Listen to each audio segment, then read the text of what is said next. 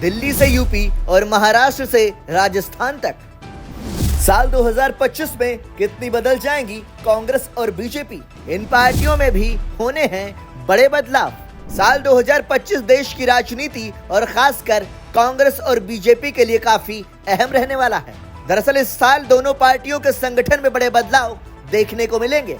BJP में जहां राष्ट्रीय अध्यक्ष समेत कई बड़े पदों पर नई नियुक्तियां होंगी, तो वहीं ओल्ड ग्रैंड पार्टी कांग्रेस में भी ऊपर से नीचे तक बदलाव प्रस्तावित हैं। कहा जा रहा है कि दोनों पार्टियों में 2025 के बदलाव के बाद लोकसभा चुनाव 2029 तक कोई भी बड़ा फेरबदल नहीं होगा।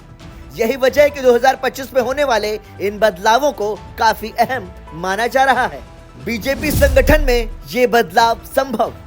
दरअसल साल 2025 में सत्ताधारी भारतीय जनता पार्टी के संगठन में 50% से ज्यादा बदलाव की संभावनाएं जताई जा रही हैं और इसी साल पार्टी को नया राष्ट्रीय अध्यक्ष भी मिलने वाला है। दरअसल वर्तमान राष्ट्रीय अध्यक्ष जेपी नड्डा केंद्र सरकार में मंत्री बन गए हैं और ऐसे में कहा जा रहा है कि 15 जनवरी के बाद बीजेपी अपने राष्ट्रीय अध्यक्ष का चयन कर लेगी। राष्ट्रीय अध्यक्ष के साथ साथ संगठन महासचिव भी बदले जा सकते हैं। वर्तमान संगठन महासचिव बीएल संतोष पिछले 5 साल से इस पद पर हैं। साल 2019 में नड्डा के अध्यक्ष बनने से पहले बीएल संतोष को संगठन महासचिव की कुर्सी मिली थी। हालांकि बीएल संतोष से पहले रामलाल करीब 13 साल तक संगठन महासचिव के पद पर बने रहे थे। इसके अलावा नए अध्यक्ष अपनी भी टीम बनाएंगे, जिसमें कुछ फेरबदल हो सकते हैं।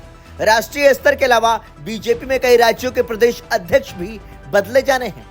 इनमें झारखंड, महाराष्ट्र, गुजरात, मध्य प्रदेश और पश्चिम बंगाल प्रमुख हैं। झारखंड के विधानसभा चुनाव में करारी हार के बाद राज्य के प्रदेश अध्यक्ष बाबूलाल मरांडी ने इस्तीफा दे दिया है।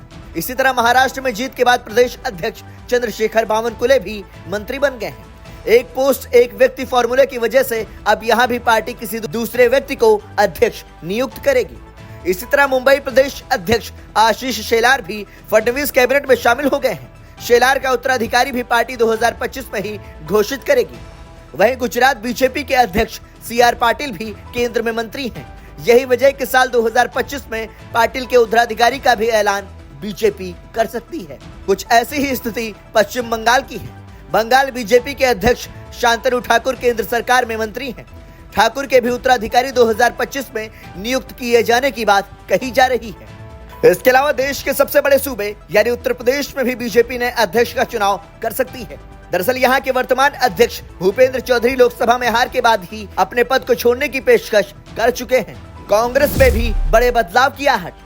साल 2022 के आखिर में मल्लिकार्जुन खड़गे कांग्रेस के अध्यक्ष निर्वाचित हुए थे, लेकिन तब से अब तक कांग्रेस संगठन के शीर्ष पदों पर बड़े बदलाव नहीं हुए हैं। 2024 में हार के बाद से ही संगठन के कई महामंत्रियों के बदले जाने की बात कही जा रही है, जिसमें मुख्य संगठन के साथ कांग्रेस के कई फ्रंटल संगठन में भी बदलाव की सुगबुगाहट तेज है। इसके अलावा कई राज्यों में कांग्रेस के प्रदेश अध्यक्ष बदले जाने हैं। इनमें केरल, छत्तीसगढ़, उत्तर प्रदेश, हरियाणा और महाराष्ट्र प्रमुख हैं। केरल में 2026 में विधानसभा के चुनाव होने हैं। यहाँ कांग्रेस नए सिरे से नेतृत्व के साथ मैदान में उतरना चाहती है। दरअसल 10 साल के बाद कांग्रेस को केरल में वापसी की उम्मीद है। वहीं हरियाणा और महाराष्ट्र में करारी हार के बाद दोनों राज्यों के प्रदेश अध्यक्ष ने अपने पद से इस्तीफा दे दिया है। दोनों ही राज्यों में नए अध्यक्ष की नियुक्ति होनी है।